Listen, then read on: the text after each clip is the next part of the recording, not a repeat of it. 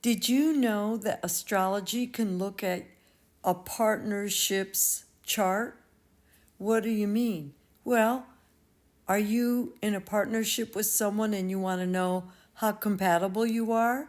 If you're going to get along and where you don't get along and where you do get along? And is it a good fit? We do that. Astrology does that. So people have been asking me because they're serious, they want to get serious. So you just go on the little website, click on readings, and scroll down to compatibility. It goes by time.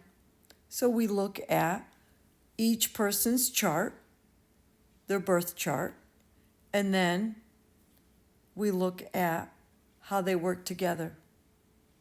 Minimum is 2 hours. Break it up into 2 sessions. Yeah, it's really cool.